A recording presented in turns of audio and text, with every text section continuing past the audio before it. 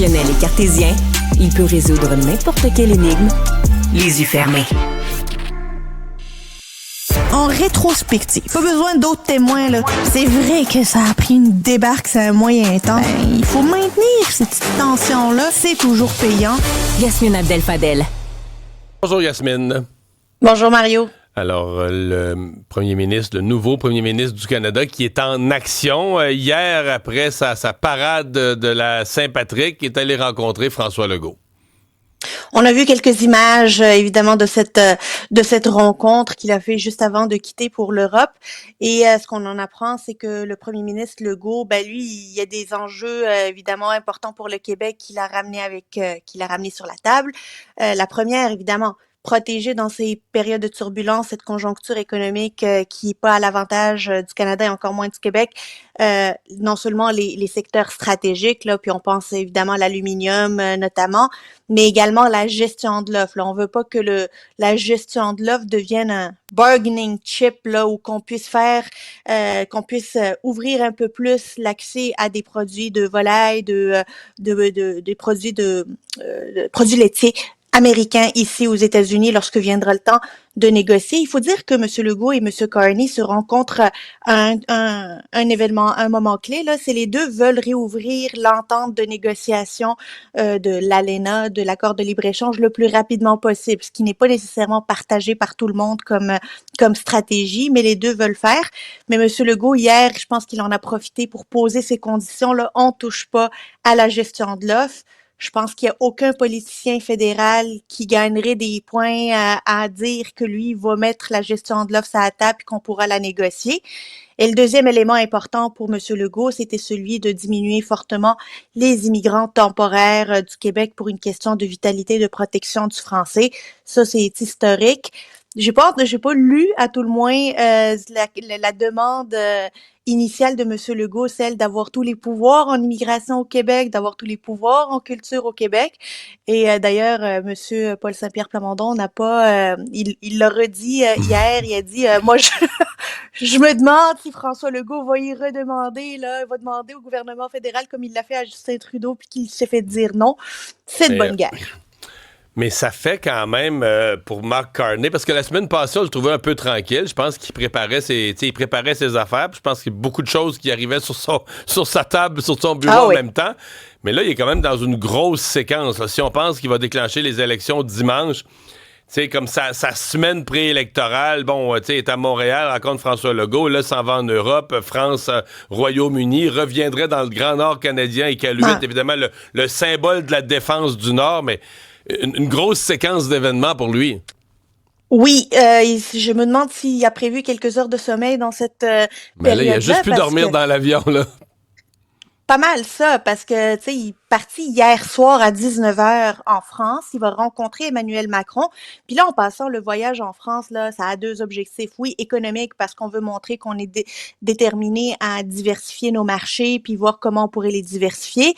Il y a la deuxième question, c'est la souveraineté du pays. Est-ce que nos alliés vont se lever pour pouvoir nous défendre, pour avoir un message comme quoi le Canada n'est pas à vendre, le Canada n'est certainement pas à annexer par Donald Trump, parce que jusqu'à date, là, ça a été très timide, leur réaction, là, je trouve. C'est-à-dire que c'est assez impressionnant comment, pour une idée aussi saugrenue, aussi flyée, le reste du monde... Mais en fait, ce que ça nous dit, c'est que tout le monde a peur de Trump. Là. Fait que sur tous les sujets, tout le monde essaie de pas le contredire en se disant, mais regarde, là, moi j'ai assez de troubles avec mon propre pays, je vais pas aller défendre le voisin. Mais dans le cas du Canada, ça a eu... c'est comme un peu inquiétant de dire, OK, on parle d'annexer le Canada, puis personne ne dit rien. Keir Starmer, le premier ministre anglais, était au bureau ovale lorsque M. Trump a réitéré cette idée saugrenue et il n'y a pas eu de mots, M. Starmer, alors qu'on fait partie du Commonwealth, alors que notre roi, c'est encore le roi Charles, pas eu de mots pour dire wow, minute, pas vraiment, là, tu sais, vous allez nous trouver aussi sur votre chemin si vous entretenez cette idée bien trop longtemps.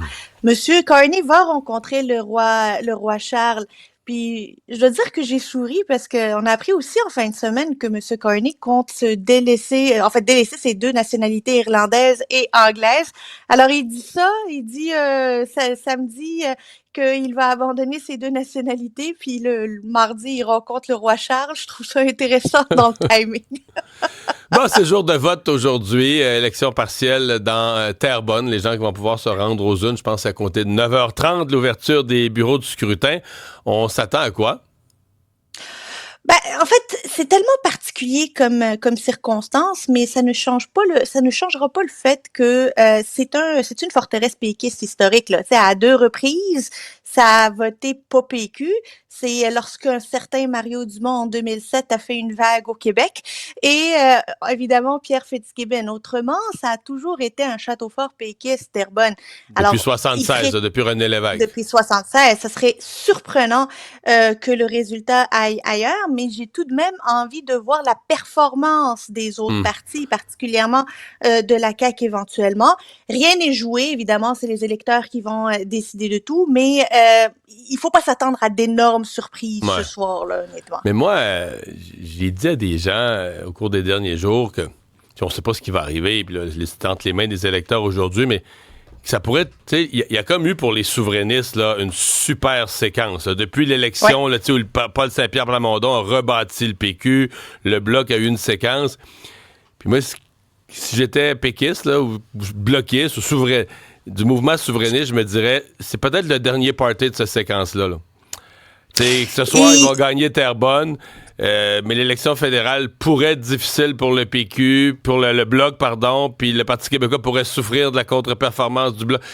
Puis pas parce que les chefs du mouvement souverainiste, Blanchette, Paul Saint-Pierre Plamondon, auraient fait des erreurs, parce que le contexte avec les Américains, je sais pas, moi, c'est mon feeling, là, je le dis comme je le sens, mais c'est mon feeling que ça pourrait être une belle séquence de 18 mois, là, puis qu'à soir, c'est comme le dernier party de la séquence. Oui, puis d'autant plus qu'il y a des flamèches entre les 2 segments du mouvement ça souverainiste, s'entend plus pantoute, là. Hein? Ben non, mais on n'a pas vu François Blanchet faire campagne à Terrebonne à côté de Paul Saint-Pierre Plamondon, puis de Mme Gentilka. François Blanchet a laissé entendre que là, lui, il mettait la souveraineté en veilleuse. En tout cas, pour la prochaine campagne du Bloc, ça ne sera pas une histoire de souveraineté, alors que Paul Saint-Pierre Plamondon lui dit qu'il faut la garder à l'avant-scène tout le temps. Il y a de la friture sur la ligne là, ou dans le téléphone souverainiste là, tu sais, c'est pas, les stratégies sont pas alignées. Puis là, il y a Terrebonne aujourd'hui, mais après dimanche, il va y avoir une campagne électorale nationale fédérale. Est-ce qu'on va voir Paul Saint-Pierre Plamondon et le PQ donner un coup de main au Bloc alors que c'est touchy, là, cette affaire-là. J'ai l'impression que le mouvement souverainiste a bien raison. Ce soir, ça risque d'être pas mal la dernière célébration pour un petit bout. On ne sait pas encore, les sondages sont encore favorables à Paul Saint-Pierre Plamondon pour 2026. Est-ce que ça va tenir si ces tarifs-là continuent à jouer les troubles-fêtes? Mais c'est parce qu'il y a le Parti libéral du Québec aussi qui va avoir un nouveau chef en juin, dont on risque de parler plus en mai-juin. Je sais pas. Moi, j'ai l'impression qu'eux aussi vont réapparaître dans le portrait là, d'une lutte à trois. Mais enfin, l'avenir nous le dira. Des fois, on se trompe. Hey, merci, Yasmine. Bye-bye.